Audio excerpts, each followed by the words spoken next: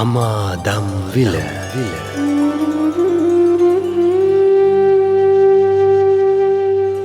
මහමෙවුනාවේ පින්වත් ස්වාමින් වහන්සේලා විසින් පවත්වන ධර්ම දේශනාව. සාදු සාදු සාදු. නමස්කාර වේවා බුදුරුවනට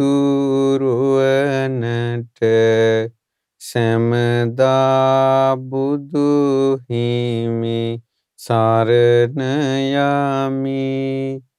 නමස්කාර වේවා ධම්රුවනට සැමදා සදහම් සරණ යමි. නමස්කාර වේවා සංඝරුවනට සැමදා මහා සංඝ සරණ යමි. නමස්කාර වේවා තුනුරුවනට සැමදා තිසරණ සරණ යමි. සාදු සාදු සාදු. අපගේ මේ ලක්දෙරණට යුතුම් ශ්‍රී සද්ධර්මයේ දායාද කළ අපගේ අනුබුදු මිහිඳු මහරහතන් වහන්සේට නමස්කාර වේවා. සාදු සාදු සාදු. අපගේ පරම පූජනීය ගුරු දේවෝත්තම පින්වත් ලොකු ස්වාමීන් වහන්සේට නිදුක් නිරෝගී දීර්ඝායුෂ සම්පන්නිය සැලසේවා. සාදු සාදු සාදු. ශ්‍රද්ධාවන්ත පින්වතුනි, අද දවසේ මේ උතුම් ධර්ම දේශනාව තුළින් මේ පින්වතුන්ට ඊටමත් වටිනා දහම් පණිවිඩයක් ලබා ගන්න අවස්ථාව තිබෙනවා. ඒ වගේම විශේෂයෙන් අද ධර්ම දේශනාවෙන් මම හිතුවා මේ වෙනකොට ප්‍රතිසංස්කරණය වෙමින් ගොඩනැගෙමින් පවතින මිහින්තලාවේ අනුබුදු මිහිඳු මහසෑයේ තොරතුරු ටිකක් මේ පින්වතුන්ට කියලා දෙන්න ඕනෑ කියලා.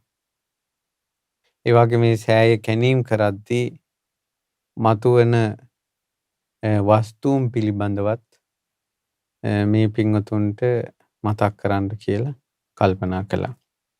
පින්වතුනි, අපිට පිනක් දහමක් රැස් කර ගන්නවා කියන එක, පින් රැස් කර ගන්නවා කියන කාරණාව, කුසල් රැස් කර ගන්නවා කියන කාරණාව මේ බුද්ධ ශාසනයක විසින් අප විසින් කළ යුතුම දෙයක්. මොකද පිනෙන් සහ කුසලයෙන් තමයි එයාට ප්‍රතිපදාවේ හැසිරෙන්න ඕන ගුණධර්ම උපද්දවන්නේ.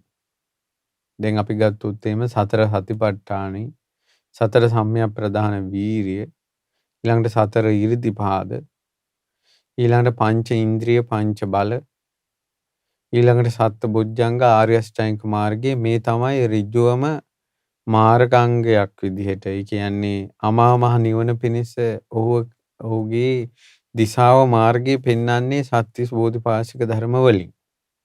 එතකොට සතර සතිපට්ඨාන ආර්ය අෂ්ටාංග මාර්ගය ආදී මේ මාර්ගාංග මේ විදිහට පුරුදු කරද්දී කෙනෙක් විහෙර විහාර කරනවා, චෛත්‍ය හදනවා, බෝධි මණ්ඩප හදනවා, ස්තූප වන්දනාව යනවා, දාන බෙදනවා, ධර්ම ශ්‍රවණය කරනවා. මේ ආදී ගොඩාක් පුණ්‍ය ධර්මයන්, ගොඩාක් කුසල ධර්මයන් මේ මිනිස්සු අද යුගයේ සිද්ධ කරනවා. ඒතර නිවන තියෙන ඒකායන මාර්ගය ආර්ය අෂ්ටාංග මාර්ගයයි කියලා එය අදහගත්ත ඒ සිහි කරන කෙනෙකුට සමහරවිට වචනයක් කියන්න පුළුවන්. ආර්ය අෂ්ටාංග මාර්ගය පුරුදු කරන්න තියෙද්දී මොකට චෛත්‍ය විහෙර විහාර බැඳ ඉන්නවද? මල් පූජාවල් මොකට කර ඉන්නවද? පළතුරු පූජාවල් මොකට කර ඉන්නවද? පැන් පූජාවල් මොකට කර ඉන්නවද? විහෙර විහාර කුටි සෙනසුන් හදා මොකට ඉන්නවද? මේකෙන් සත්වයා ප්‍රමාද වෙනව නෙවද කියලා කෙනෙක් කල්පනා කරන්න පුළුවන්. ඊට පස්සේ තවත් කෙනෙක් කියන්න පුළුවන් ආර්ය අෂ්ටාංග මාර්ගය කියලා කියන්නේ නිවනට තියෙන ඒකායන මාර්ගයයි. නමුත් ඒ පුරුදු කරන්න ලොකු කුසල ශක්තියක්, ලොකු පුණ්‍ය ශක්තියක් තියෙන්න ඕන. ඒ නිසා අපි පින් රැස් කරගන්නවා, කුසල රැස් කරගන්නවා. සසර දුකින් අත් මිදීම පිණිස කියලා. ඉතින් කොහොම හරි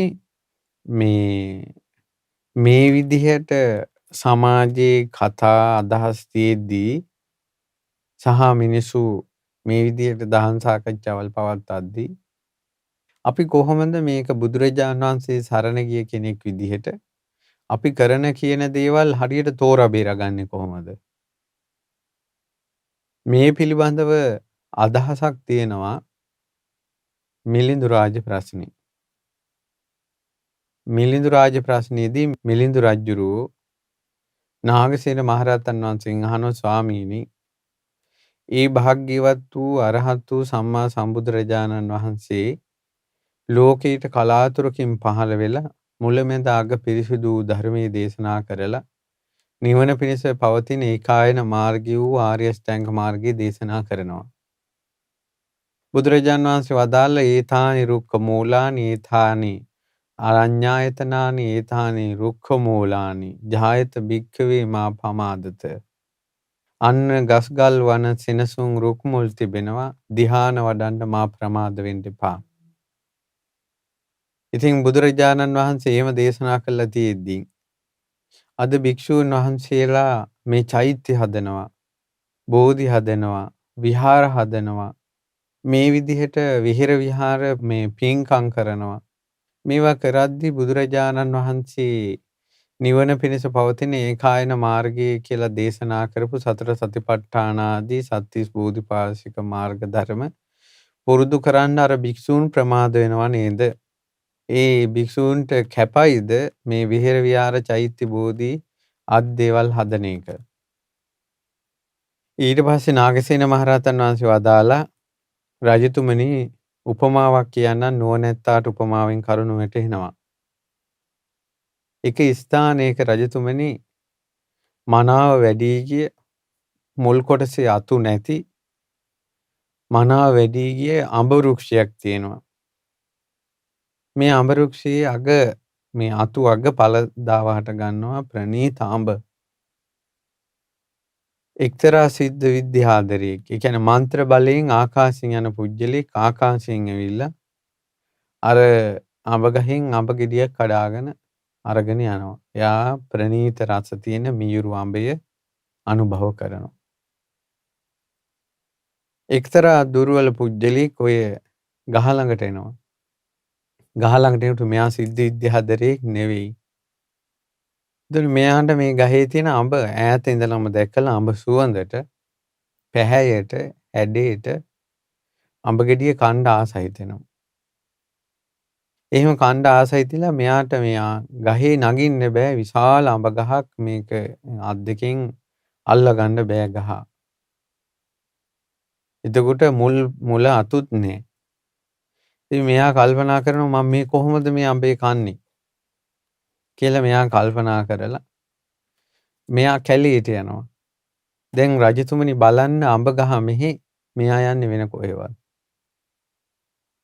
ඊට පස්සේ ගිහිල්ලා මෙයා කැලේ කෙලින් තියෙන ලී දඬු හොයනවා.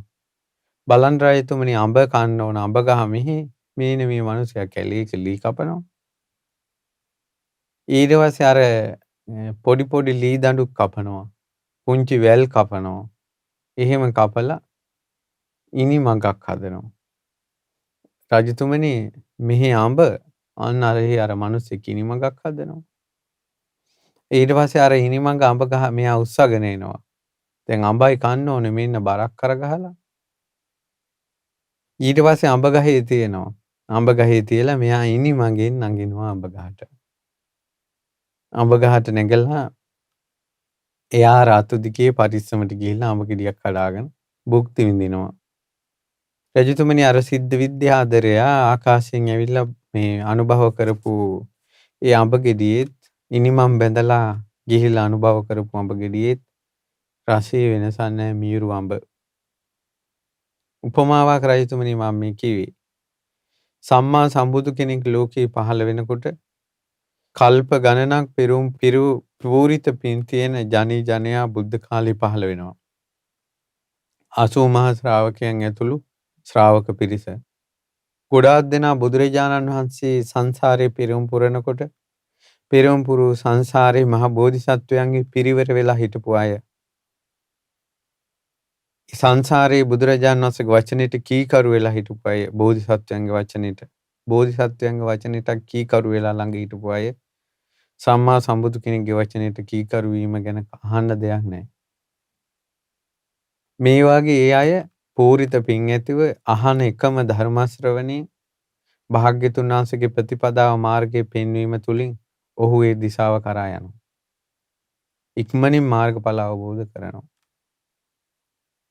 ඒ අයට අමෝතුවෙන් පින් දහම් කුසල් දහම් අමුතුවෙන් මේ ජීවිතේ රැස් කරගන්න කියලා දෙයක් නැහැ. සංසාරේ පින ඔක්කොම කුසලේ රැස් කරගෙන ඉන්නේ. නමුත් මහරජ ලෞතුරා සම්මා සම්බුදුරජාන් වහන්සේ ජීවමාන කාලේ 80 මහා ශ්‍රාවකයන් වහන්සේලා ජීවමාන කාලේ මාර්ගඵල අවබෝධ කරගන්න බැරුව ඈතකට ගියා කියන්නේ එයා පිනෙන් දුර්වල කෙනෙක්. අරතරම් පින් තියන අය නෙවෙයි. එතකොට රජතුමනි ඒ වාගේ අය නොලැබූ මාර්ගඵල ලබා ගැනීම පිණිස නොලැබූ ශාසන පිහිට ලබා ගැනීම පිණිස පින් කරනවා කුසල් කරනවා. ඒ පිනෙන් ඒ කුසලෙන් නොලැබූ මාර්ගඵලය උපද්දවන නොලැබූ සරණ බුද්ධ ශාසනයේ පිහිට පිළිසරණ ලබලා දෙනවා. රජතුමනි මෙහෙම එකක් සංඝයා මුල් වෙලා උවැසියන් මුල් වෙලා විහෙර විහාර චෛත්‍ය බෝධි මණ්ඩප මම්මාවත් ආරාම වනසෙනසුන් ඉදි කරන බව හැබෑව. රජතුමනි අර උපමාව දැස මොහොතක් සිහි කරන්න. අඹ කන්න බැරි මිනිසයා වනයේ පැත්තට ගියා තමයි අඹ ගහ එක පැත්තක වනයේ වෙන පැත්තක. නමුත් අර වනයේ පැත්තට ගියේ ඉනිමඟක් හදාගෙන අඹ ගහට එනවා කියන අදහසින්. ලී දඬු කැපුවේ මේ ලී දඬු වලින් ඉනිමඟක් හදාගෙන අඹ ගහේ නගිනවා කියන අදහසෙන්. ඊට පස්සේ මේ ඉනිමඟ හැදුවේ කරේ තියාගෙන ආවේ. එයා යම් කෘත්‍යයක් කරනවද එයාගේ අභිමතාර්ථය තමයි මා අර අඹේ මීරු ඵල භුක්ති විඳිනවා කියන අදහස.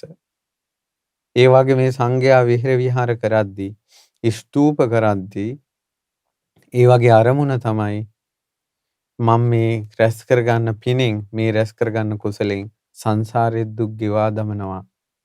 සංසාර දුකින් නිදහස් වෙනවා. අමා නිවනටපත් වෙනවා කියන අදහස තියෙනවා. නාගසේන මහරහතන් වහන්සේ මේ වචනෙන් මිලිඳු රජුරවන්න මේ දහම් පරයය විස්තර කොට වදාලා. ඒ වගේ පින්වතුනි වෙහෙර විහාර ස්තූප කරවීම ඊළඟට පින් දහම් කිරීම කුසල් දහම් කිරීම එයාගේ හිතේ තියෙන එකම අරමුණ සංසාර දුකින් නිදහස් වීම නම් අමා මහ නිවන අවබෝධ කර ගැනීම නම් ඒ අය ප්‍රමාදී අය නෙවෙයි. ඒ අය බුද්ධ ශාසනයේ පිළිසරණක් නොලබන අය නෙවෙයි. ඒ අයට ශාසන රැකවරණේ තියෙනවා. අපි තර්කයට වැඩිය යථාර්ථයේ දිහා සත්‍ය දිහා තමයි දකින්න ඕන පින්වත්නි. ඉතින් පින්වතුනි මිහිඳු මහසෑය මේ වෙනකොට මිහින්තලාවේ හැදෙමින් පවතිනවා. බුදුරජාණන් වහන්සේගේ ඌර්ණ රෝම ධාතුව තැන්පත් මිහින්තලා මහා ස්තූපයේ පර්වතයේ මුදුනේ තිබෙනවා. ඊට පස්සේක අනුබුදු මිහිඳු මහරහතන් වහන්සේගේ ශ්‍රීමත් ධාතු තැන්පත් මහසෑය ගරා වැටිලා වල් බිහි වෙලා වනසත්තු ලගින මිනිස්සුયો වඳින්න පුදන්ට යන්නේ නැති තැනක් බවට පත් වෙලා තිබුණා.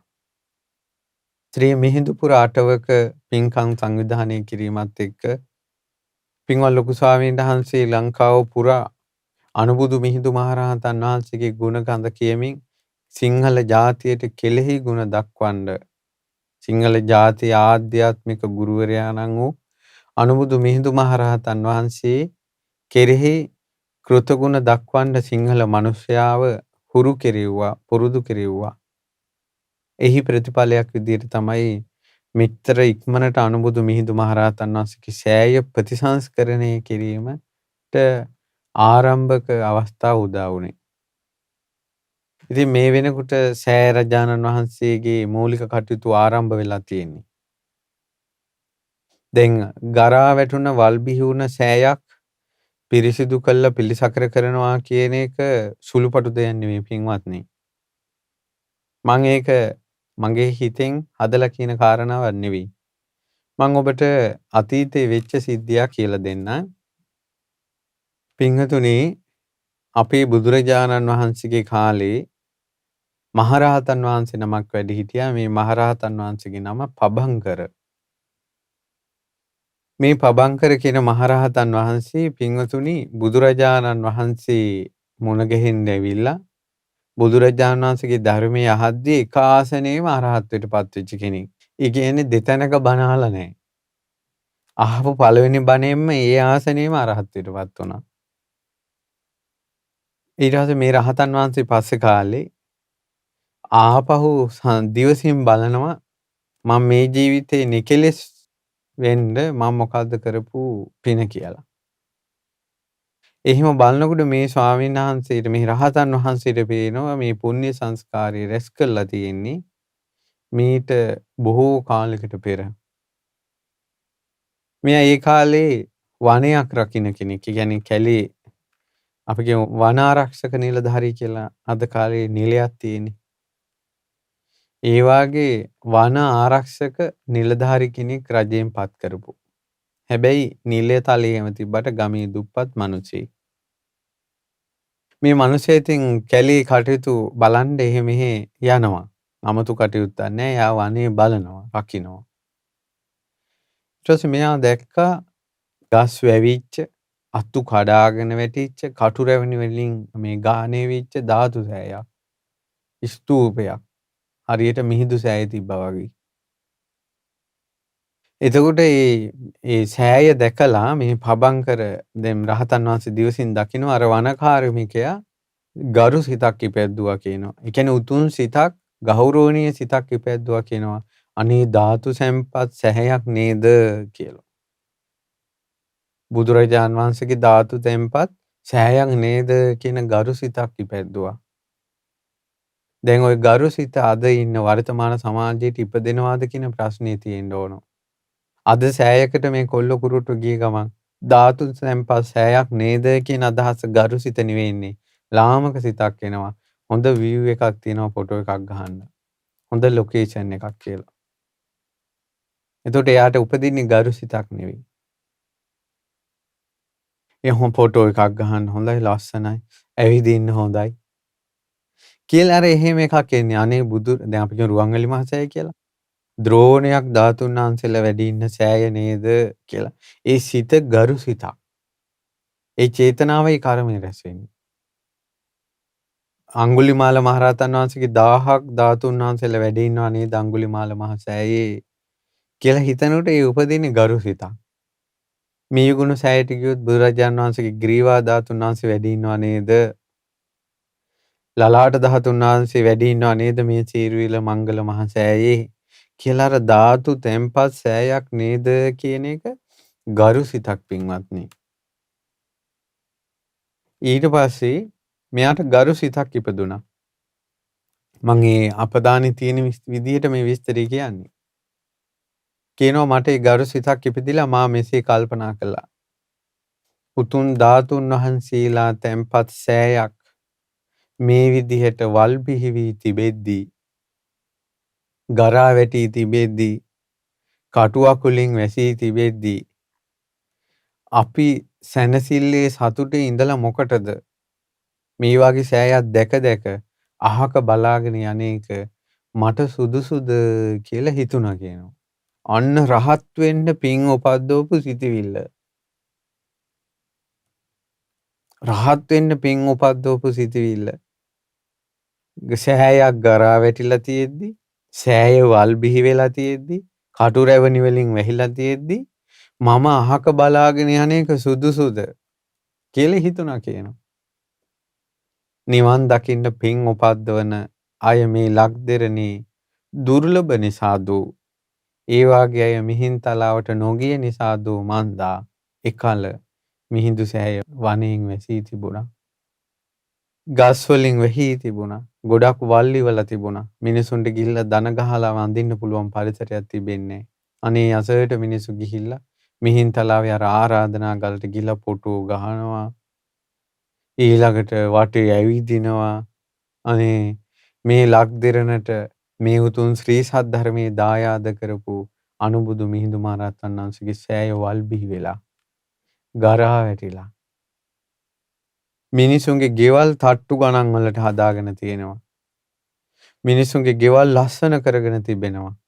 පරණ ගෙවල් කඩලා අලුත් සැම්පලේට ගෙවල් දොරවල් හදාගෙන තියෙනවා.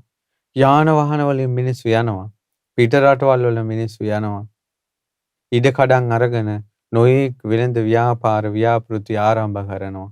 රජයන්ද අවුරුදු 5න් 5ට මාරු වෙනවා.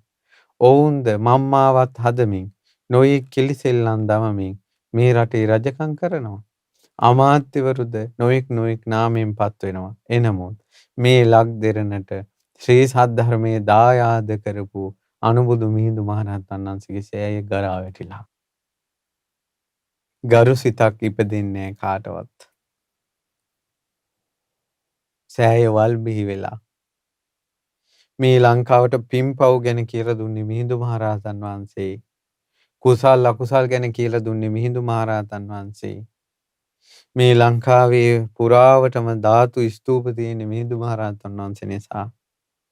මේ ලංකාව පුරාවට උතුම් බෝධි මණ්ඩප තියෙන මිහිඳු මහරහතන් වහන්සේ නිසා.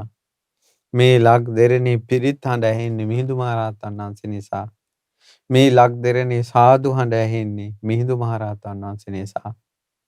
දෙවියන් බමුණු සහිත ඒ දිව්‍ය බ්‍රහ්ම ලෝකවල සත්වයෝ මේ පෘථුවියේ වෙන තැනකට නෙවෙයි යන්නේ මේ ලක් දෙරණටයි ද්‍රෝණයක් ධාතුන් වහන්සේලා ජයශ්‍රී මහ බෝධීන් වහන්සේ වඳින්න පැමිණෙන්නේ. දෙවියන් බමුණු මේ ලක් දෙරණට කැඳෙව්වා. මේ ලක් දෙරණ අතහැරලා යන්න බැරි විදිහට ශ්‍රද්ධා බන්ධණයෙන් බැඳෙව්වා අනුබුදු මිහිඳු මහරහතන් වහන්සේ. දෙවියන් බමුණු මේ ලක් දෙරණේ පය තැබෙව්වා. ගස්ගල් වන පර්වත යකුන් යක්ෂණියන් අදහගෙන හිටපු මේ මනුස්ස වර්ගය නොයෙක් ලේන් රුධිරයෙන් බිලි පූජා පවත්වමින් යාදෙන කරපු මේ ලක් දෙරණේ මල් පහන් පුදා සුවඳ දුමින් ඉතිරි පැතිරී ගිය උවැසුවැසියන් බිහි කෙරෙව්වා. පුද පූජා වන්දනා කරන සංඝ දාන පූජා කරන පින් කරගන්න ලක් දෙරණක් ඇති කළා. මේ ලක් දෙරණේ සිංහල මිනිස්සු අමාමා නිවනටපත් වුණා. සෝතාපන්න සකදාගාමි අනාගාමි අරහත් කියන සතර මාර්ග සතර ඵලයන්ටපත් වුණා. ඒ වගේ මේ ලංකාවේ 12 මස්ථාන 8 මස්ථාන ආදී වූ පුණ්‍ය භූමි බිහි වුණේ මිහිඳු මහරහතන් වහන්සේ නිසා. නාගදීපේද මයංගනේද රුවන්වැලි සෑයද ඊළඟට ජයශ්‍රී මහ බෝධීන් වහන්සේ පිහිටි භූමියද මේ නොයෙක් ස්ථාන දීඝවාපිය පවා කිරිවෙහෙර පවා මේ ලෞතර බුදුරජාණන් වහන්සේ ලංකාවට වැඩිය වෙලාවේ සිරිපා තැබූ භූමි කියලා පෙන්වා වදාළේ මිහිඳු මහරහතන් වහන්සේ. ඇත්තටම මේ ලංකාවේ තියෙන සෑම 12 මස්ථානයක සෑම ස්ථානයකම ඒ ස්තූපයේ දොරටුවේ මිහිඳු මහරහතන් වහන්සේගේ ප්‍රතිමාවන් නිර්මාණය කරන්න ඕන. මොකද ඒ ස්ථානයේ පූජනීය බව කියලා දුන්නේ මිහිඳු මහරහතන් වහන්සේ. නැත්නම් 3 වතාවක් ලංකාවට බුදුරජාණන් වහන්සේ වැඩි බව දන්නෝ කවරවද? මිහිඳු මහරහතන් වහන්සේයි මල්ලියහියා ඒ තැන් පෙන්වලා දුන්නේ. අද අපි කසාවත දරාගෙන ඉන්නේ මිහිඳු මහරහතන් වහන්සේ පැවිද්ද අරගෙන ආවේ. මිහිඳු මහරහතන් වහන්සේ උපසම්පදාව අරගෙන ආවේ. ওই මිනිස්සු කටින පින්කම් කරනවා. ඊළඟට විහෙර විහාර හදනවා. ඒ ඔක්කොම පින්කම් කිරීමේ මහා පුණ්‍ය බීජය අරගෙන ආවේ මිහිඳු මහරහතන් වහන්සේ. ලංකාවේ මිත්‍යා දෘෂ්ටික අඳුර දුරු කළේ මිහින්තලාවෙන් පෑයූ හිරු මඩලූ මිහිඳු මහරහතන් වහන්සේ. රාගෙන් ද්වේෂයෙන් දැවි දැවි හිටවූ මිනිසයා සිසිල් කරපු මිහින්තලාවෙන් පෑයූ පොසොන් සඳ මිහිඳු මහරහතන් වහන්සේ. එදා ලංකාවේ පෝය දවසේ දඩේමේ ගිය මිනිස්සු හිටිය පින්වතුනි මිලේච්ඡ ජාතියක්. මිලේච්ඡ ජාතියක් හිටපු ලංකාව ධර්මද්වීපයක් බවට පත් කළා. මිහිඳු මහරහතන් වහන්සේ නොසිතින්ට මිහිඳු මහරහතන් වහන්සේ තමයි බුද්ධ ශාසනයේ අනාගත පැවැත්ම මක්නිසාදයත් ලංකාවේ උපසම්පදාව පැවිද්ද නැති වෙලා බුරුමෙන් ආදී උපසම්පදාව ගෙනාවා කියලා ඔබ අහලා ඇති. නමුත් බුරුමේ, තායිලන්තේ ඒ වගේ රටවලත් උපසම්පදාව නැතුව තිබ්බ කාලයක් තිබ්බා. ඊට පස්සේ මිහිඳු මහරහතන් වහන්සේගෙන් ලැබිච්ච මහා විහාරීය උපසම්පදාව කල්යාණි නදියෙන් ඒ සීමා මාලක වලින් උපසම්පදා ලබාගෙන නැවත බුරුම රටට ඒ රටවල් වලට නැවත ගිහිල්ලා තියෙනවා.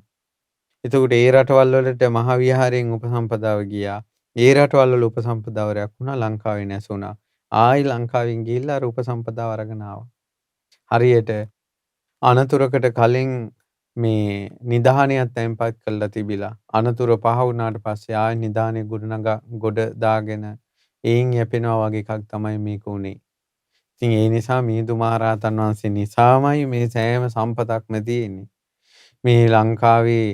මේ ලංකාව මනුස්ස වාසයක් වුණේ මිහිඳු මහරහතන් වහන්සේ නිසා. මේ රජකම් කරන මිනිස්සු දැනගන්න ඕන. පාලකයෝ දැනගන්න ඕන. මෙති ඇමතිවරු දැනගන්න ඕන. මේ ලංකාව නැසෙන්නේ නැතුව මේ විදිහටවත් මිනිස්සු පණ ගහලා ඉන්නේ බුද්ධ ශාසනය ආනුභාවය නිසා කියලා.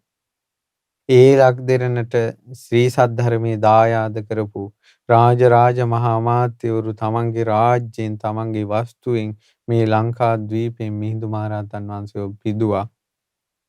එහෙව් මිහිඳු මහරහතන් වහන්සේගේ සෑය දා ලංකාවේ රජ වෙලා හිටපු දේවානම්පිය තිස්ස රජුරුවන්ගේ මලණ්ඩ උත්තිය රජතුමා මහා හරසරින් ඉදි කරපු මහා සෑය ගරා වැටිලා ගානක්වත් නැහැ.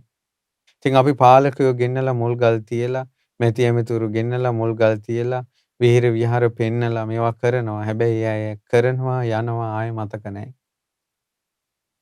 ඉතින් ඔහොම තමයි ඒක ඉතින් ලෝකේ ස්වභාවය. සෑයක් වෙහෙරක් ස්තූපයක් කරනවා කියන එකට ලොකු පිනක් තියෙන්න ඕන. නමුත් දැනට අපිට බාහිරට යමක් කියනවට වැඩිය තමන් තේරුම් ගන්න ඕන, තමන් ගරු හිතක් උපද්දවන්න තවත් කෙනෙකුට චෝදනා කරනවට වැඩිය මම මේ පසුබිම කිව්වේ මේ ධාතු තැන්පත් සෑයක් නේද කියලා ගරු හිතක් උපද්දවන්න ඕන. අනිත් එක ධාතු තැන්පත් සෑයක් මෙහෙම ගරා වැටිලා තියෙද්දි අපි සැනසille හිටියත් එයින් ඇති ඵලය කිම කියලා තමන්ගේ හිතට තමා විසින් චෝදනාවක් කරන්න ඕන. අර වන කාර්මිකයා එක කළා. දැන් කතාව අවසන් නෑ. ඒ වන කාර්මිකයා ඊට පස්සේ චෝදනාවක් කරලා තමන්ගේ හිතට ඒ මොහොතේ සියලු කටයුතු අමතක කරලා ඔහු අර මේ වල් බිහිවිලා තිබ්බ සෑය ළඟට ගියා කියනවා. මං ඒ සෑයේ වල් ඉවත් කළා, කටු ඉවත් කළා, වැටිලා තිබ්බ අතු ඉවත් කළා. තනියෙන් මිනිසෙකුට කරන්න පුළුවන් නම් සෑයක් පිරිසුදු කරන එක මම ඒක මට පුළුවන් විදිහට කළා. මං සෑය පැදකුණු කරලා, දන ගහලා, සිරස බිම තියලා, දෑත නල්ලේ තියලා 8 වතාවක් වැන්දා. අනේ ධාතු සෑය නේද කියලා. සෑයට පිටුපාන්න නැතුව පිටිපස්සට ඇවිල්ලා ගෞරවයෙන් සෑ මළුවෙන් ඉවත් වෙලා ගියා. ඔන්න ඕක තමයි කරපු පින කියනවා. එදා ඉඳලා මේ දක්වා දැන් කල්ප මට පේනවා කියනවා. කල්ප 94ක්. කල්ප 94ෙම නිරේ වැටුන්නේ නැහැ කියනවා. තිරිසන් ලෝකෙ වැටුන්නේ නැහැ කියනවා. പ്രേත ලෝකෙකට ගියේ නැහැ කියනවා. අසුර ලෝකෙක වැටුන්නේ නැහැ කියනවා. සෑයක් පිරිසිදු කොට පිළිසකර කිරීමේ විපාකයේයි. දෙවියන් අතර ගියත් ඊළඟට මිනිසුන් අතර ආවත් ප්‍රධානියෙක් වෙනවා කියනවා. සෑයක් පිළිසකර කිරීමේ විපාකයේයි. යක්ෂ භූත පිසාච අමනුස්සයෙක් සසර පුරාවට මට කරදර කළා නෑ කියනවා. සෑයක් පිරිසිදු කොට පිළිසකර කිරීමේ විපාකයේයි. මාගේ ශරීරයේ රන්වන් පැහැවෙලා දෙවියන් අතර මිනිසුන් අතර මාව බැබලෙන්න ගත්තා කියනවා. සෑයක් පිළිසකර කිරීමේ පිරිසිදු කිරීමේ විපාකයේයි. කල්ප 94ක් සසර ආපස්සට මා සිහි කරනවා. කවදාවත් පිළිකාවක් මට හැදිලා නෑ කියනවා. සෑයක් පිළිසකර කිරීමේ විපාකයේයි. කල්ප 94ක් මා ආපස්සට බලනවා. දෙවියන් අතර හෝ මිනිසුන් අතර හෝ ඉපදිච්ච කිසිම ජීවිතයක අබ ඇටයක තරම්වත් බිබිලක්, කුරුලෑවක්, පැල්ලමක් මගේ ශරීරයේ ඇතිවිලා නැහැ කියනවා. සෑයක් පිරිසිදු කිරීමේ, පිළිසකර කිරීමේ විපාකයේයි. කල්ප 94ක් ආපස්සට බලනවා කියනවා. කවදාවත් දාඩිය දාන විදිහට අවරස්මින් පිච්චුන්නේ නැහැ කියනවා. මා යන තැනක මට හැම වෙලාවෙම සෙවණක් හැදෙනවා කියනවා. සෑයක් පිළිසකර කිරීමේ විපාකයයි. ඊට පස්සේ කියනවා කවදාවත් කල්ප 94ක් ආපස්සට සංසාරේ බලනවා කියනවා. කවදාවත් මගේ ශරීරේ කටුවක් ඇනිලා නැහැ කියනවා. ආයුධයකින් සිදුරු වීමක් සිදු වෙලා නැහැ කියනවා. ඒ සෑයක් පිරිසිදු කිරීමේ පිළිසකර කිරීම විපාකයයි කියනවා. දැන් බලන්න අද කාලේ අපි කියමු සීනි අමාරුව හැදුනොත් එහෙම කටු කීයක් ගහනවද? ලේ චෙක් කරන්න කියලා කටු කීයක් ගහනවද? ඊට පස්සේ එහෙම ඇවිදිනකොට කකුල් වල කටු කොච්චර ඇයෙනවද? ඔපරේෂන් කියලා කොච්චර අවියාවද වලින් ශාරීරිය පසාරු කරනවද? සෑයක් පිළිසකර කිරීමේ විපාක කල්ප 94ක් ආපස්සට බලනවා. ශාරීරියේ කටුවකින් සිදුරුන්නේ නැහැ කියන. ඊට පස්සේ කටු සහිත වනාන්තරවල මම ගියා කියනවා. අරුමේ බලන්න පුදුමේ බලන්න කියනවා. කටු අනිත් පැත්තට හැරුණා කියනවා. අඩියේ තියෙනකොට චෛත්‍යයක් පිළිසකර කරපු පින් බලයට. ඒ කියන්නේ ඒ පබංකර මහරහතන් වහන්සේ තමන්ට වෙච්ච දේ මේ කියන්නේ. රහතන් වහන්සේට ලෝකෙට බොරුවක් මුසාවක් කියන්න උවමනාවක් නැහැ. රවට්ටන්න උවමනාවක් නැහැ. තමා ගැන පුරසාරන් දෙනීමක් රහතන් වහන්සේට උවමනාවක් නැහැ. ඒ සංයෝජනේ රහතන් වහන්සේලා ප්‍රහාණය කළා. රහතන් වහන්සේලා ඒ සංයෝජනේ ප්‍රහාණය කළා. ඊට පස්සේ කියනවා මේ විදිහට සක්විති රජ වෙච්ච ඊළඟට දිව්‍ය රාජ්‍ය ශක්‍ර දේවේන්ද්‍රයා වෙලා ඉපදිච්ච ජීවිත ගැන විස්තර කරන ගොඩාක් ඉපදිලා සෑයක් පිරිසුදු කිරීමේ පිළිසකර කිරීමේ විපාකයයි කියනවා. ගෞතම බුදුරජාන් වහන්සේගේ ශාසනයේ මමත් මනුස්ස ලෝකෙ ඉපදුණා. ගෞතම සම්මා සම්බුදුරජාණන් වහන්සේගේ ශාසනයේ මා ධර්මයේ ශ්‍රවණය කළා. මගේ හිත මනා එකඟ වුණා. වහා සිත එකඟ වෙනවා කියලා යමක් මට සිදු වුණාද? සමාධිය ඇති වුණාද? ධ්‍යාන ඇති වුණාද? සෑයක් පිරිසිදු කිරීමේ පිළිසකර කිරීමේ විපාකයයි.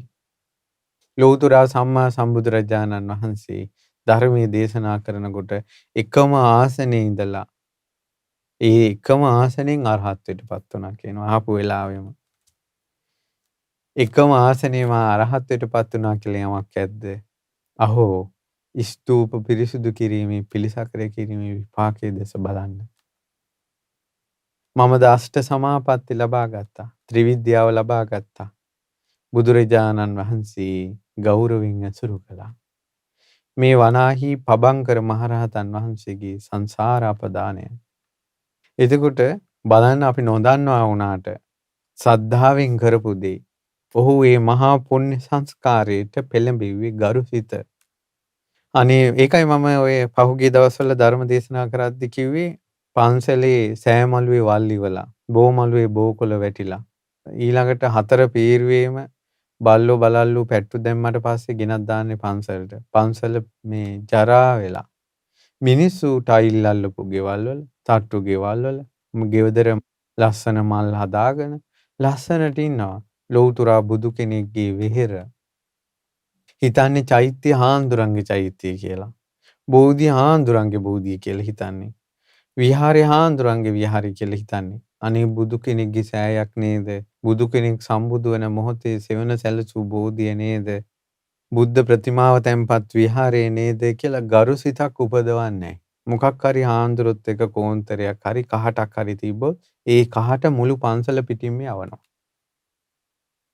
හාමුදුරුවොත් එක කහටක් හිතට ආවට පස්සේ අහක බලාගෙන යනවා පන්සල් ළඟින් යනකොට අහක බැලුවේ පන්සල කියන්නේ මොකද්ද? බෝධිය, සෑය, විහාරේ ඒව සහිත ගොඩනැගිලි සහිත විහාරේනේ අපි පන්සල කියන්නේ. අහක බලාගෙන ගියේ බුදු කෙනෙක්ගේ සෑය ධාතු සම්පත්, රහතුන්ගේ ධාතු සම්පත් සෑය දිහා නේද?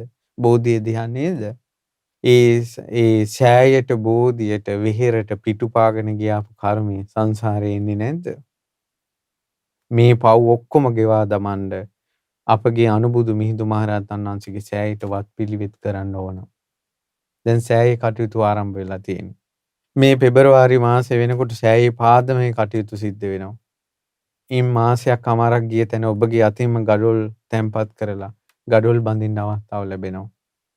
ඉතින් ඔබට ගිහිල්ලා ඔබගේ දරු පවුල් පිටින් ගිහිල්ලා පුංචි ඈයන්ට පවා අතට ගඩොලක් දීලා අනේ කඳු පිය ගැට පෙන නැගගෙන සංසාර දුක් ගෙවා දැමීම පිණිස අපගේ ආදි ගුරු දේවෝත්තම අනුබුදු මිහිඳු මහරහතන් වහන්සේට සේවාවත් පිළිවෙත් කරන්න පින්වත්නි. අපි කොයිතරම් ඇත්තටම ගත්තත් අපි ලංකාවේ කොතනක හරි අපි පන්සල් වෙහෙර විහාර අපි හදාගෙන හිටියට ඒ කොනක පොඩි කහටක් තියෙනවා. ඒ තමයි මේ ලක්දිරණට ශ්‍රී සද්ධර්මයේ දායාද කරපු මිහිඳු මහරහතන් වහන්සේගේ ධාතු සෑය අබලන් වෙලා දිරා ගිහිල්ලා. ඉතින් ඒ නිසා අපි මුළු ලංකාවෙම තරාතිරමක් නැතුව ඇත්තටම කියනවා නම් පහළ පඩිපෙළේ ඉඳලා ජනාධිපතිගේ ඉඳලා ගඩොල් අදින්න ඕන. ඇත්තටම ಗುಣධර්ම තේරෙනවා නම් මෙති ඇමතිවරු පවා ගඩොල් අදින්න ඕන සෑයට. මිහිඳු මහරහතන් වහන්සේගේ සෑයට. මේ ලංකාවට තියෙන මූසල සාප ඔක්කොම ටික නැති බංගස්ථාන වෙලා යනවා. හරියට සද්ධාවේ මිහිඳු සෑය කළා නම්. ලංකාව ගොඩනගන්න අමාරු. මේ ලංකාවට සංස්කෘතියත් මේ ලංකාවට මේ තියෙන සભ્યත්වයත් යහපතත් උදා කරලා දුන්න මිහිඳු මහරහතන් වහන්සේගේ සෑය හැදුවා නම් මේ ලංකාවේ තියෙන සියලු කඩාවැටීම් බිඳ වැටීම් එයින්ම හරියනවා. මිහිඳු සෑයට වෙච්ච අබලන් බව ඊළඟ ගරා වැටීම වල් බිහිවීම තමයි සිංහල ජාතියගේ කඩාවැටීම. සිංහල ජාතියේ වල් බිහිවීම. මිහිඳු මහ සෑය හදාගන්න තියෙන දුෂ්කරතා තමයි මේ ලංකාවේ සිංහල ජාතිය හදාගන්න තියෙන දුෂ්කරතාවය. ගොඩනගා ගන්න තියෙන දුෂ්කරතාවය. මිහිඳු මහ සෑය හදලා මිහිඳු මහ සෑයේ කොත් පළඳලා ඒ බුද්ධ ශාසනයට පූජා කරන දවසක් වේද එදාට තමයි සිංහල ජාතියේ තුම්බියක් දුරු වෙන පිරිත් හඬ ඇහෙන්නේ. එදාට තමයි සිංහල ජාතියටම ආශිර්වාද සැලසෙන්නේ. දැන් සිංහල ජාතිය කඩා වැටිලා ඉන්නේ පින්වත්නි. ඒකයි. අඩුම තරමේ හරි ජාතියක් ගොඩනගෙන එක රටක් ගොඩනගෙන එක පසෙක තැබේවා. නමුත් ඒ ගඩොලෙන් ගඩොල තැන්පත් කළා සෑයක් හදලා රංකොත පළඳලා සිළුමිණ පැලඳුවේ නෑනේ අර වනේ හිටපු වනාරස්සක මිනිසයා.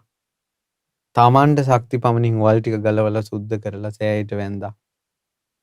ඒ පිනත් නිවනට ආවනම් මිහින්තලාවේ කඳු පාමුල ඉඳලා වැලි ටිකක් උඩට ඇදලා ගඩොල් ටිකක් උඩට ඇදලා ඒ ශ්‍රම දාන වලට සහභාගී වෙලා ආධාර උපකාර කරලා පින් කරගත්තොත් ඒක නිවනට උපකාරී වෙන්නේ නැහැ කියලා කාටද කටක් කරලා කියන්න පුළුවන්. ඒකයි පින්වතුනි අපි පවා මම පවා පෞද්ගලික අවස්ථාවක් ලැබිච්ච ගමන් ගිහිල්ලා මිහිඳු සෑයට ශක්ති පමණින් එක ගඩොලක් හරි තියලා පින් කරගෙන එනවා. අපි නිකන් මේ මිනිසුන්ට නිකන් පේන්න කතා කරන්න අපි ලොකු ස්වාමීන් වහන්සේ අපිට කියලා නැහැ. අපිට පින් කරන ගමන් පින අනිත් අයට පින අනුමෝදන් කරන එකක් තමයි අපිට හුරු කරවලා තියෙන්නේ. ඉතින් ඒ නිසා මිහිඳු මහ සෑය හදන පින්කමට සහභාගී වෙන්න. ඔබ දන්නවද අපගේ ලෞතුරා සම්මා සම්බුදුරජාණන් වහන්සේ දවසක් මෙසේ වදාලා. ඒ තමයි එදා බුදුරජාණන් වහන්සේ ලිච්ඡවී රජදරුවන්ගේ ආරාධනාව පිට තුම්බියක් දුරු කිරීම පිණිස රජගහ නුවර ඉඳලා මගදී ඉඳලා ලිච්ඡවී රාජධානියට විශාලා මහනුවරට වැඩම කළා. පින්වතුනි බුදුරජාණන් වහන්සේ වේළුවනාරාමයෙන් පිට වෙනකොට වේළුවනාරාමේ ඉඳලා ගංගානන් නදිය දක්වාම පාර සුදු ඇලි අතුරලා තිබුණා. ගොඩාක් මල් ඉහිරවලා තිබුණා.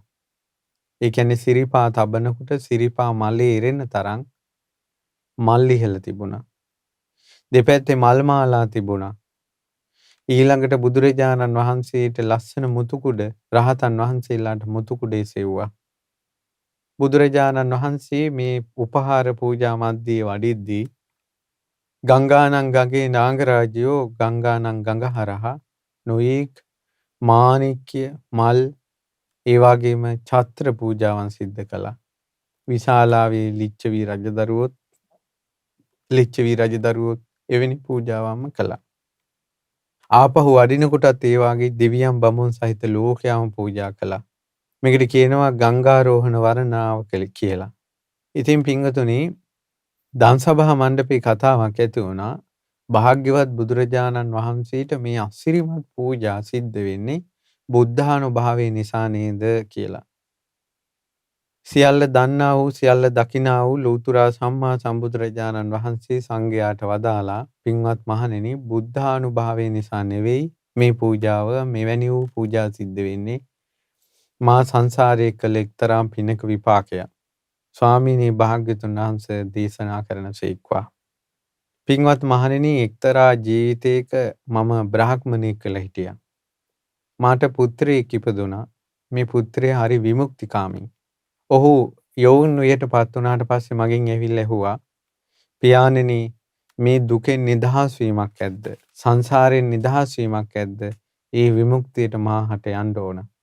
මට ඒ විමුක්තිය ගැන ඇහෙනකොටම ලොකු ප්‍රීතියක් ඉපදුණා. බලන්න පුතා මහාන වෙන්න යන්න හිතනකොට තාත්තට ප්‍රීතිය ඇති වුණා. මං කිව්වා පුත්‍රය ඔය විමුක්තිය ගැන කතා කරන උත්තමයෝ ඉන්නේ ඉසිපතනි වාරාණසියේ ඉසිපතනි පුත්‍රය උඹේ දිසාවට ඵලයන් කියලා. ඒ වාරාණසී ඉසිපතනේ එකල පසේ බුදුරජාණන් වහන්සේලා වාසය කරපු භූමියක් වුණා. ඉතින් අර පුත්‍රයා ඒ දිසාවට ගියා. ගිහිල්ලා පසේ බුදුරු දැකලා ඇතිවෙච්ච චිත්ත ප්‍රසාදයෙන් ඒ පුත්‍රයාද තමා විසින්ම චතුරාර්ය සත්‍ය අවබෝධ කළා. පසේ බුදුරජාණන් වහන්සේ නමක් බවට පත් වුණා. මට මතක හැටියට ඒ පුත්‍රයාගේ නම සුසීම. සුසීම පසේ බුදුරජාණන් වහන්සේ. සුසීම පසේ බුදුරජාණන් වහන්සේ පස්සේ කාලෙක යම් හේතුවක් නිසා තරුණ කාලයේම පිරිනවම් පාවා දාලා. උවැසියෝ ඒ පසේ බුදුරජාණන් වහන්සේගේ ධාතු තැන්පත් කළා සෑයක් හැදුවා. සෑයක් කියන්නේ විශාල නෙවෙයි. පුංචි සෑයක් ගඩොල් තියලා සෑයක් හැදුවා. ඊට පස්සේ ටික ටික උවැසියෝ ඉතින් ඔහොම ටික ටික ওই කටයුතු ගියා. දැන් කොහොම හරි අර සෑය ටිකක් පරණ වුණා. සෑය ටිකක් එහෙම නොදැනීම වල් බිහි වුණා. කැලේට ගියා. අවුරුදු ගානකට පස්සේ පියාණන්ගේ නම සංක බ්‍රාහ්මණයාට හිතුණා මාගේ පුත්‍රයා විමුක්තියක් හොයාගෙන ගියා. අනේ මගේ දරුවට විමුක්තිය හම්බුණාද දන්නේ. ඔහුද පාගමනින් වාරාණසිය පැත්තට පියමන් කළා. පියමන් කරලා ඒ ප්‍රදේශයේ මිනිසුන්ගෙන් ඇහුවා මාගේ පුත්‍රයා මේ දිසාවට ආවද? ශ්‍රමණෙක් වුණාද? ඔබගේ පුත්‍රයාගේ හැඩරුව කුමක්ද? හැඩරුව කිව්වා. නමත් කිව්වා සුසීම. මිනිස්සු අඳුනාගත්තා. මිනිසුන්ගේ දැස් වලින් කඳුළු රූරා වැටුණා. සංඝ බ්‍රාහ්මණය අහනවා පින්වත්නි කිම හඬන්නේ? කිම වැළපෙන්නේ? කිම ශෝක කරන්නේ? මාගේ පුත්‍රයා විමුක්තිය සොයාගත්තේ නැද්ද? අහෝ ඒ මහා මුනිවරයා විමුක්තියටපත් වුණා. සංස්කාර ධර්මයන්ගේ අනිත්‍ය බලන්න. අනේ පසේ බුදුරජාණන් වහන්සේ පිරිනුවම් පාවා දාලා ආනර ඈත පේන වල් බිහි වෙලා තියෙන භූමිය තමයි ඒ උත්තමයාගේ ධාතු තැන්පත් කරලා හදපු ස්තූපය කියනවා. ඒ ස්තූපය දිහා බලාගෙන ඉන්නකොට දරා ගන්න බැරි ශෝකයක් ඇති වුණා කියනවා. මාගේ පුත්‍රයා එදා විමුක්තියක් සොයාගෙන යන්න මගේ පාල්ලා වඳිද්දී මට ශෝකය ඇති වුණේ නැහැ ඉච්චර. ඒත් පිරිනිවන් පාවා දාලා ඒ පසේ බුදුරජාණන් වහන්සේගේ ධාතු සෑය දකින්න ලොකු දුකක් ඇති වුණා කියනවා. මා කඳුළු සලාගෙන ඒ පැත්තට පියමන් කළා. පියමන් කරලා ඒ සෑයේ වටාපතක ප්‍රමාණය මට එච්චරයි කියන මම කල්පනාව තිබ්බේ. වටාපතක ප්‍රමාණය වල් ගැලෙව්වා කිව්වා. සෑයේ. ඊට පස්සේ උතුරු සළුවට වැලි ටිකක් ගෙනල්ලා වල් ගලවපු ටිකට වැලි ටික දාලා වනමල් අරන් ඒ වැලි ටිකේ ඉහලා සෑයට ඉහලාගෙන ගිය කුඩය සෑයේ උඩින් තිබ්බා සෑයට කුඩයක් විදිහට. උතුරු සළුව කෝටුවක ගහලා ඒ සෑය ළඟ හිටෙව්වා කොඩියක් විදිහට. වැඳලා හඬ මා නැවතත් පිටත් වුණා. පසේ බුදුරජාණන් වහන්සේ නමකගේ සෑයකට මං වටාපතක ප්‍රමාණයක හෝ වල් ඉවත් කරලා පිරිසිදු කිරීම කළා කියලා යමක් ඇද්ද? මගදී ඉඳලා විශාලාවටම මාර්ගයේ පිරිසිදු වුණේ සෑයක් පිළිසකර කරපු පින්බලයට කියනවා. අදටත් බෝධීන් වහන්සේ නමක් වඩම්මද්දී ධාතුන් වහන්සේ නමක් වඩම්මද්දී වැඩි ඕන්නේ අදට මහාන වෙලා ඉන්න සංඝයා ධනට වඩම්මද්දී පවා පාරවල් සුද්ධ කරන්නේ බුදුරජාණන් වහන්සේ එදා සෑයක වල්ගලවපු පිනට බෝධිසත්ව කාලේ. එදා මේ උතුරු සල්වියෙන් වැලි ගෙනල්ලා මළුවේ අතරපු පිනට තමයි කියනවා අදට සෑ මළුවල බෝ මළුවල සුදු වැලි ඇතිරෙන්නේ. ඉතින් එදා ගංගාරෝහණ වර්ණනාවේ මගදී ඉඳලා විශාලා මහනුවරටත් විශාලා මහනුවර ඉඳලා මගදිටත් සුදු එළිය තුරු නමාවති. එදා වනමල් ගෙනල්ලා සෑයට පුදපු පින්බලයට කියනවා අදටත් මල්ලි හින්නේ මාවතට. එදා කොඩියක් මේ තමන්ගේ කුඩේ සෑයට ඉහළපු නිසා තමයි කියනවා අදටත් බෝධියක් වඩම්මද්දි ධාතුන් වහන්සේලා වඩම්මද්දි මුතු කුඩ අල්ලන්නේ. සංඝයාට පවා අද ධනට වඩිද්දී බනට වඩිද්දී මුතු කුඩයක් ඉහළෙන්නේ.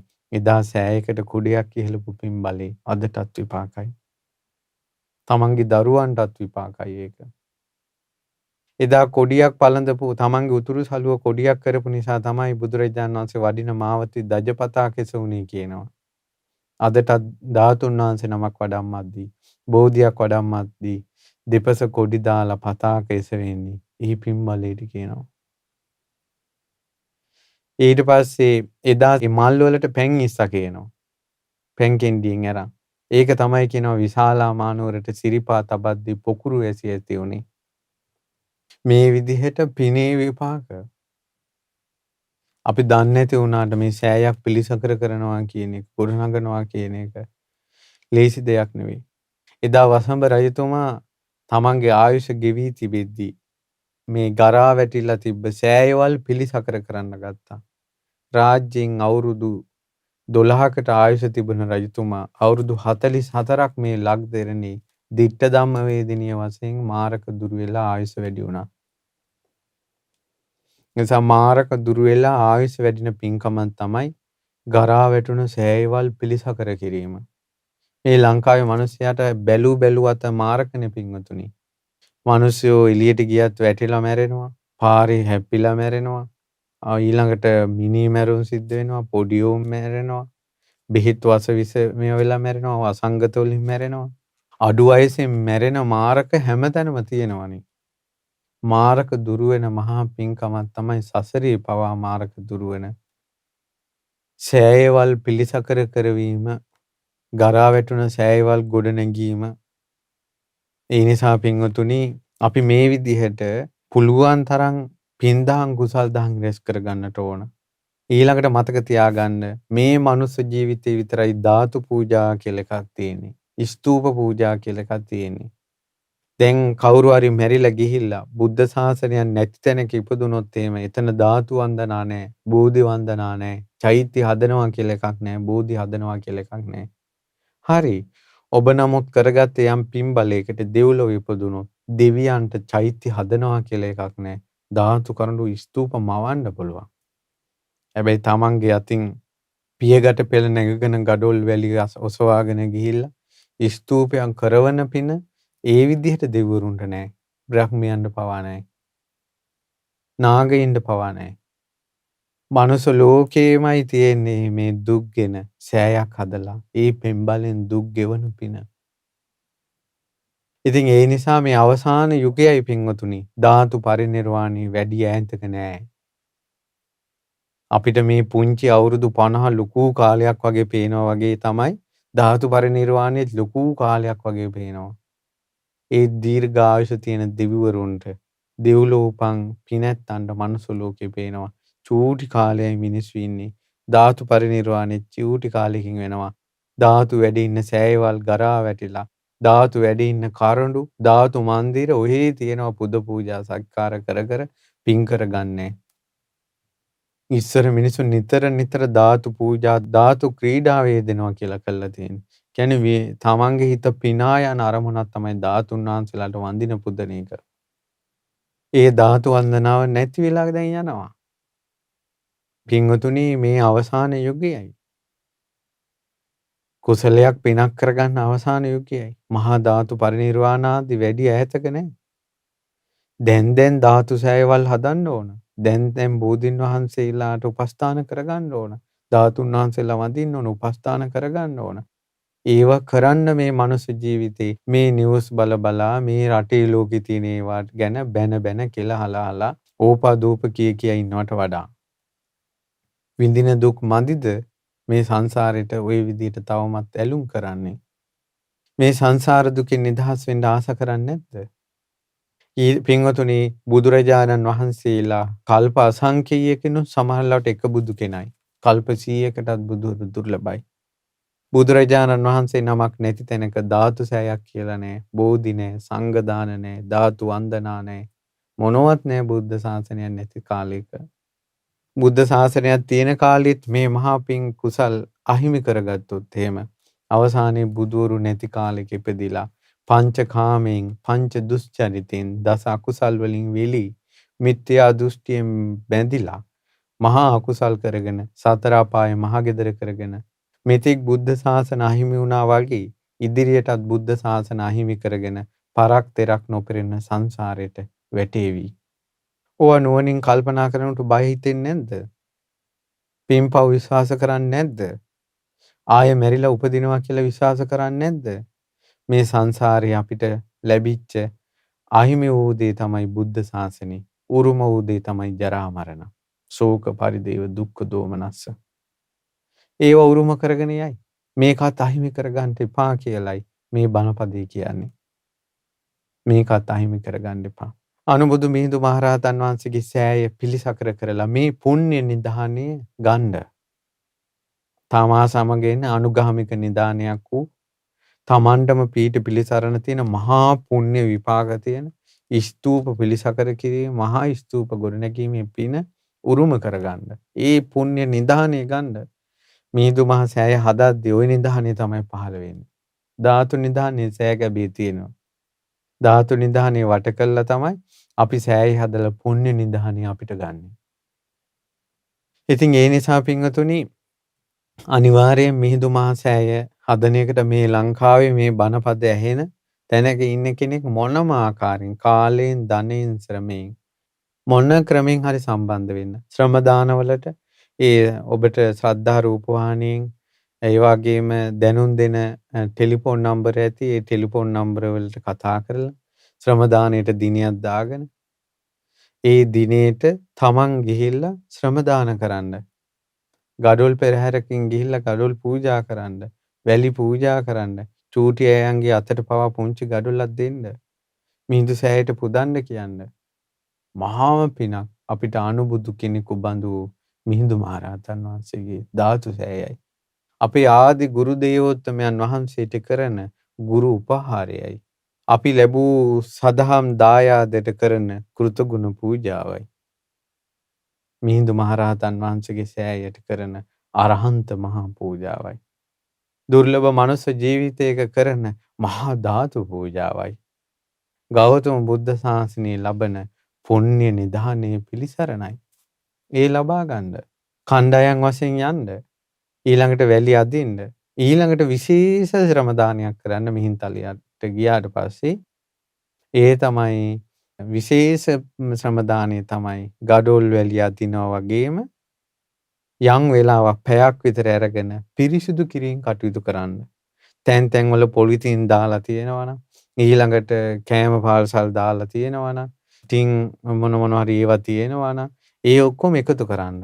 ඒක පුරාවිද්‍යා භූමියක් නිසා අපි දන්න විදිහට ඒ භූමියේ ගිනි තියන්න තහනම් පොලිතින් එහෙම මම දන්න විදිහට ඒවා ඔබගේ උර බෑග් එකට දාගෙන ඇවිල්ලා කොහේ හරි මේ ඉඳුල් තියෙන තැනකට දාන්න.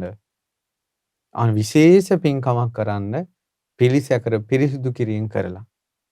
කණ්ඩායම් වශයෙන් ගිහිල්ලා මේ මිහිඳු සෑය ප්‍රතිසංස්කරණ කටයුතු කරන ඒවාට සම්බන්ධ වෙන්න පිටින් විට සම්බන්ධ වෙන්න. ඥාතින් දන්න කියන අය සම්බන්ධ කරගන්න. මේ දවස්වල සිමෙන්ති ගියක් පවතින නිසා පුළුවන් නම් සිමෙන්ති පූජා කරන්න. ඊළඟට ඒ සම්බන්ධයෙන් තියෙන සෑය ප්‍රතිසංස්කරණය කිරීමේ අරමුදලක් තියෙන නිසා මුදලින් උපකාර කරන්න. ඥාතින් එකතුව යන්න මේ මහා පින රැස් කරගන්න. ඉතින් ඒ නිසා මේ පුණ්‍ය මේ පණිවිඩය තමයි ඔබට මම මේ ධර්ම දේශනාවෙන් ලබා දෙන්න කියලා කල්පනා කළේ. ඉතින් විශේෂයෙන් අවසාන වශයෙන් කියන්න ඕන මට ළඟදී මේ අවුරුදු 20ක විතර මේ පුංචි දුවෙක් ලස්සන මනෝ ප්‍රසාදනීය ස්තූපයක් හදලා මට ඒක විස්තර කළා. ඉතින් මේ මනෝ ප්‍රසාදනීය ස්තූපේ ඔබට මිහිඳු සෑය හදන්න ශක්තියක් වෙවි කියලා හිතලා මම අවසානට ඒක මතක් කරනවා. ඒ දරුවා හිතෙන් මෙහෙම සෑයක් හදනවා.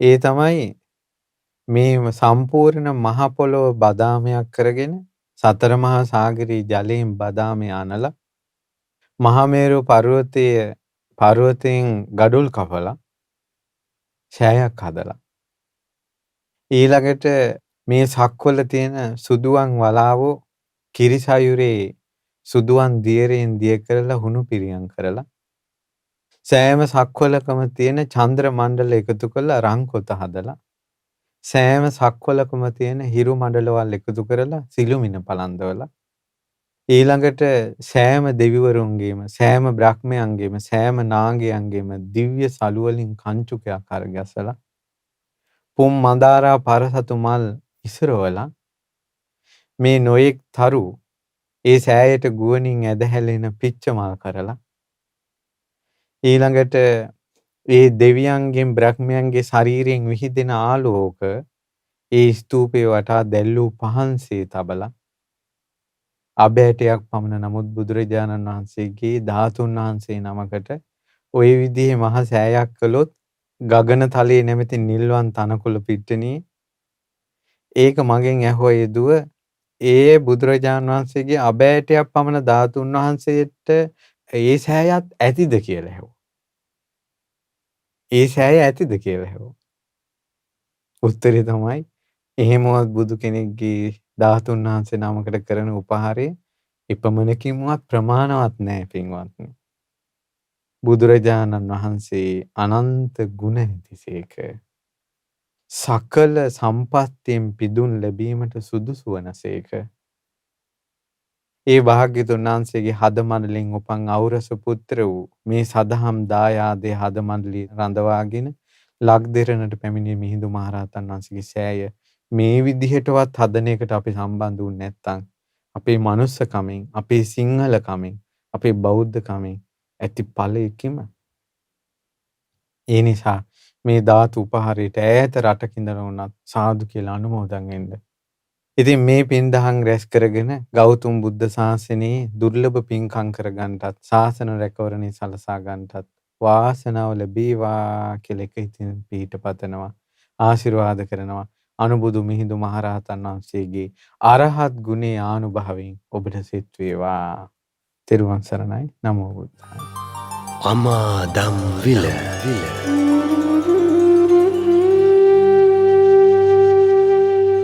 මහමෙවුනාවේ පින්වත් ස්වාමින් වහන්සේලා විසින් පවත්වන ධර්ම දේශනාව